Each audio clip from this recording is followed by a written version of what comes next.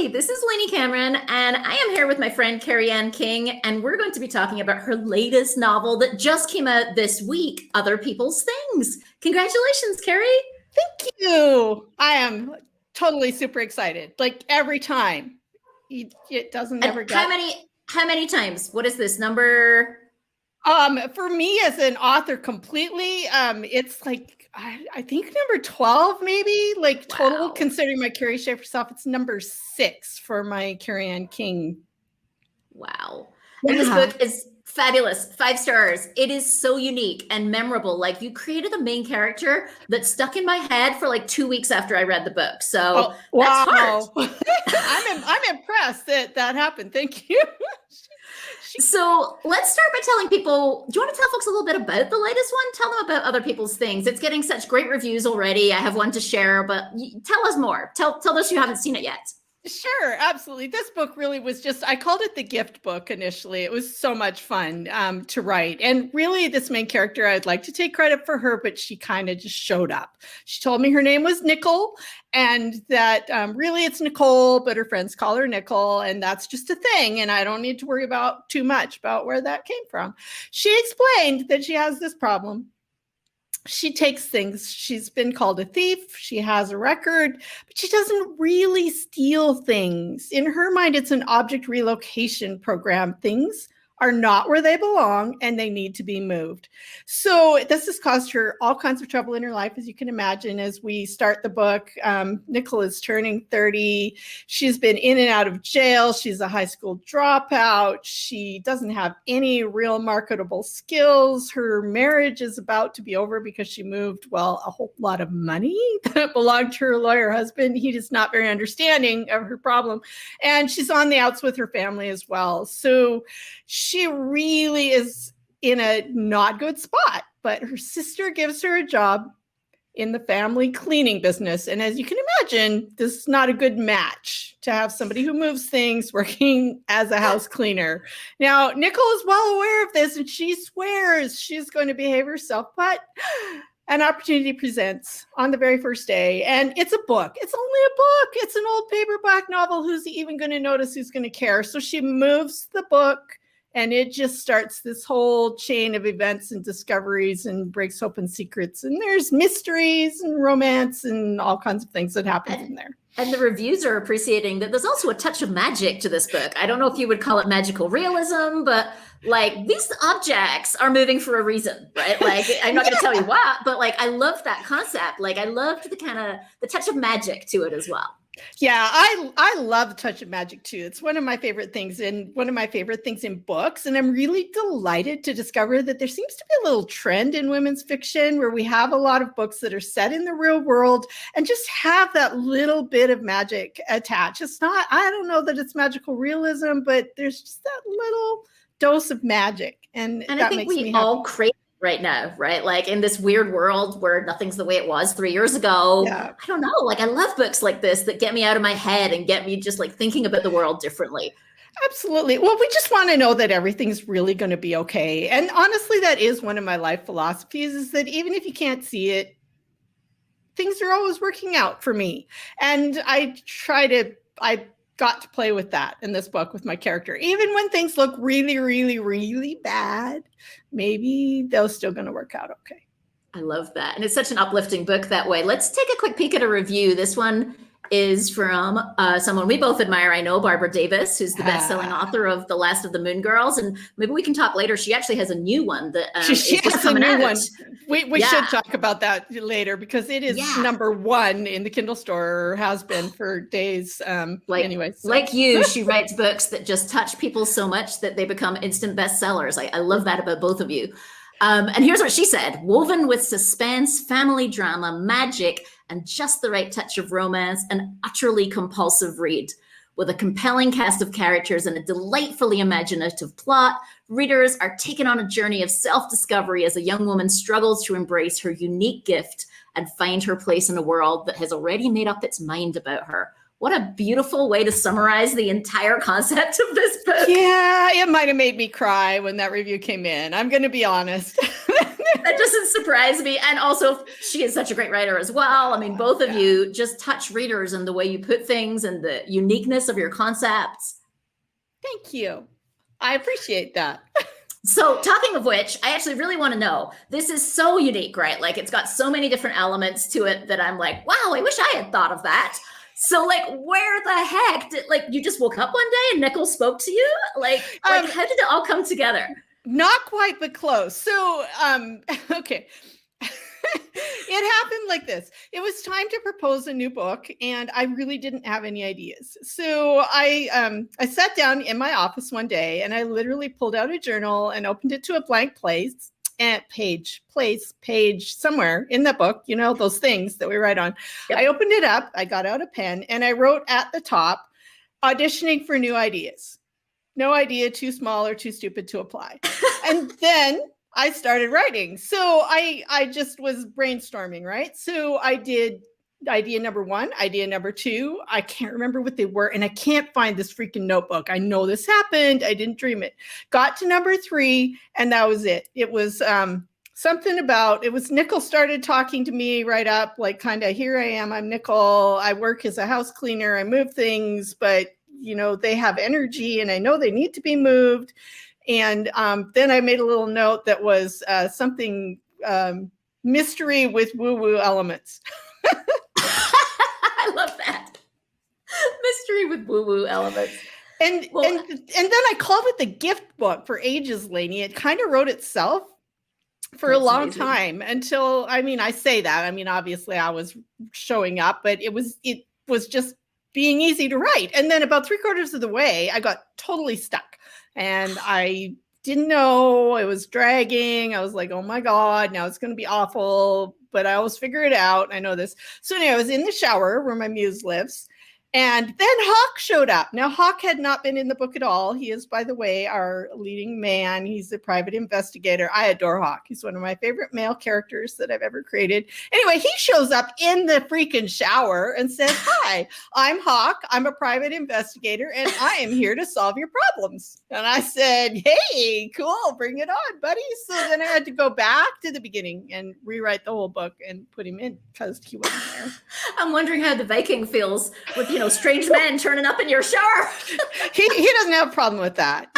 He's cool that way. So what does your process look like? I'm fascinated because you have written so many books, so many of them bestsellers. Like, is it consistent each time? Is it totally different? Was this one very different to the others? Like, how does that all work for you? What does editing look like? I'm intrigued.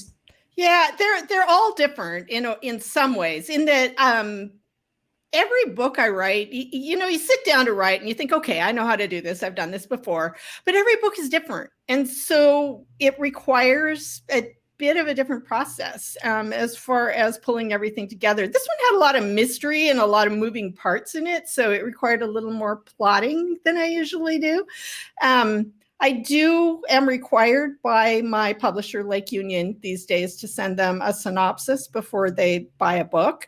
So I sit down and I make up of a whole bunch of stuff that me and my editor both know probably isn't going to be in the final draft because I'm a pantser, let's be honest, and I'm very character driven. So I like to start with a character and a premise, and the more at odds they are, the more fun it is to write. So, you know, in this one, it was very obvious. I have a very big problem for my character. And then who's going to be in it with her? And then, I don't know, people just kind of download. Like, I really just sit down and start writing. And I'm like, okay, I need a character here. Who's it going to be? Well, it's probably her sister. Where are they? They're in a car. They're going to the job. And then the conversation happens. And that's what I do in my first draft. I kind of try and follow some plot things that I know are important. There's timing, pacing, plot, character arcs, all that kind of stuff. I'm aware of them and I pay attention in my head as I go. But then when I come to edit, I like to give it a couple of days, and I don't call it editing. It's major revising. Revising as in seeing over again, which is really what revising means. So I sit down with a clean manuscript and I try and read it like it's a book. And I make myself notes as I go. I lost some interest here. The character arc is broken here. There needs to be more drama here. The high point isn't in the middle. And then I go back and I just start fixing things. So, And how many revisions or reviewing from the beginning do you do for the average book? I know they're all different, but how many times? It totally depends. There's at least, it almost always happens that I get 3/4 of the way through and I have to go back to the beginning. It just almost always happens that way. So there's at least 2 to the 3/4 point. It just depends. And then I'll get an idea and it's a complete reset. And then I start a whole new draft and I call it something different because just in case if I need to go back. I never quite trust. I never throw anything away completely. I have what I call the graveyard files where I think it's Stephen King said, kill your darlings. So when I used to call it the darling files, but now it's just the graveyard. So for every book, everything I cut, I put in there. Usually there's at least half of what the book ends up in word count in the throwaway file. That's so it's great. Calling it graveyard. I think mine is called for later because I'm not quite brave enough to call it graveyard. Yeah, well, it's one of those jokes. So, and I do pull things out of there sometimes. I can go back and take it out. I like to revise. It's really my favorite part. Drafting is the hardest for me. And so I kind of lose track of how many revisions there are because I really do just kind of like to go in and change stuff up. So revisions, usually 3 or 4 probably, and maybe 5. And then that's before I ever turn it in. And then my editor is really good. She comes up, she always has awesome ideas. And that's my acquiring editor. So then I make those changes and then it goes to my developmental editor. And then she has a whole bunch of ideas. And I really want to hurt her for a couple days after I read her comments. This is a thing when you get your developmental editor stuff, you don't answer right away. You give it some time. Well, that actually bridges into my favorite question to ask writers, because we do have a lot of other writers who listen to the podcast as well. So what advice do you give? And you're so good at this. You've given me so much good advice and coaching and creativity coaching and everything along the way. But like, if you had to pick one piece of advice, right, for prior Kerry or for someone who wants to be like you, like, what's the biggest thing you're most often or like to tell people? Usually when I'm talking to other people, it's about calming down your inner critic and not listening to it because it gets in the way. That's really the biggest thing. And I guess that kind of fits into what I am thinking about my biggest advice right now, which is do not be afraid to revise. Revise. Don't be attached to that first draft. Just, it wants to shift. The story wants to tell you something. I've come to believe that it actually kind of knows what it is and wants to be, but we don't listen very well. So it's almost more like Michelangelo would look at a piece of marble and figure out what was in there and then chip away what didn't need to be. And it's kind of like that. So you have to just trust that it's all going to work out. You have to trust your process and just keep listening and being willing to let go of those things that don't serve the story, which is really hard sometimes to let them go. Yeah, it is. And, it's actually, as writers, we're almost like, it's easier than Michelangelo in some ways in that you can put stuff back. And like, I can't imagine like carving a piece of stone and like once you chalk a piece off, it can never go back. It's gone. It's like, oh no, I needed that character. Damn it. Yeah, that would be. Yeah. So no, I'm a word girl. I'll stick with what I do. That works. So reading, I know we talked earlier about Barbara Davis and she's got a new one, which I'd love to hear a little bit of your thoughts on if you have time. Yeah. What do you like to read? What kind of things? Like, tell us more about your reading world. My reading world, I'm very eclectic, to be honest. I love a good mystery and a good thriller. Things I've been reading lately that I adored. I did an article, actually. I wasn't going to talk about this, but I am. I've written an article that I'm hoping is going to come out somewhere about crime books, because there's really a crossover with this book about characters who do things that cross the line and maybe break the law, like my character Nickel, but do it with a really good heart or for really good reasons. And so a couple of the books that really came up for me that I adored that have that, one is called The Thursday Murder Club, which is just one of my favorite murder mystery books that I've read in ages. This book is, it's about a bunch of septuagenarians in a retirement community who get together on Thursdays to solve cold cases, and then an actual murder happens, and they will stop at nothing to get access to the evidence and be involved. And it's just absolutely brilliant. Loved it. And on that note, actually, Anxious People also just absolutely adored that book. I can't talk about it too much because it was so good at the twists that any commentary about it just gives them away. Love it. So there's those. I love those kinds of books, mysteries. And then things like Barbara Davis. Women's fiction with magical elements is one of my favorite things right now. It's one of my favorite things to write, one of my favorite things to read. So Barbara Davis' new book is very different from The Last of the Moon Girls, and yet in some ways the same because Barbara wrote it. So it's called The Keeper of Happy Endings, and it is a dual timeline book. We have a character who some of her story is set in Paris during the Nazi invasion, and she's part of the resistance movement at that time. She's a dressmaker, and the magic in the book comes in that her family of wedding dressmakers have this magic that if one of them sews your dress for you, you will have a happy ending to your romance. So that's the cool little magical part. Yeah, it's very fun. Well, let's take a quick peek at how people can connect with you, because I know you love to hear from readers. You're at Kerry_N_King on Instagram, and www.allthingskerry.com is your website. Everyone can find all your different social media, and hopefully that article, if it gets published, you'll be able to find there as well. Yeah. I always like to wrap up by asking people, what did you want to say that I haven't asked you? Like anything high in your mind that you wanted to talk about and I haven't asked the question? Oh my goodness. Let's see. We could talk about, your awesome book and all of your rewards, awards. Wow. Rewards, because actually it's like so nerve-wracking bringing a debut novel out into the world. And so it is rewarding when you're like, okay, some people liked it. Some people read it. I got some awards. Like, okay, I can keep doing this.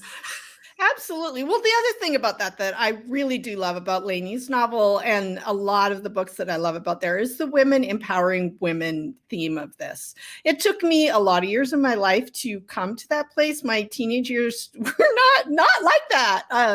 It took me a long time to learn to trust women, actually, which has been something that's been much in my later years. Really, the writing community, in many ways, has taught me that. Writing other authors have been so brilliant. Maddie Dawson and Lainey Cameron and Barbara Davis and, Heather Webb actually is another one. There's these amazing women who just lift up other women and are out there and inspiring and helping and writing books that do the same. That is a happy thing.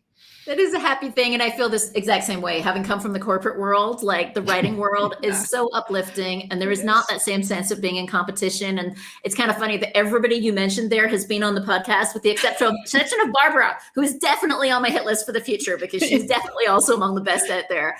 But I love getting people on who uplift other writers. That's like one of the things that makes me happy, is to really bring on people who get that this is not a competition, that readers don't read one book a year. Like it's, and we don't write 12 books a year unless you're, I don't know, some amazing romance writer that somehow pulls that off. So like our readers want to hear about other books, because we're not going to have a book to give them every month.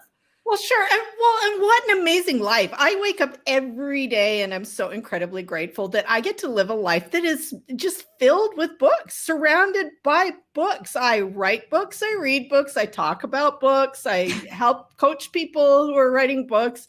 This is a dream come true. It really is. It really is. Well, thank you for taking time, especially around your book launch here. And to remind people, it's out. It came out this week, so you can get your hands on it right now. Other people's things. Read it. 5-star read. It's fabulous. I have to go write my own review. It's so good. Thank you so much. Thanks so much for joining me today, Kerry. Bye.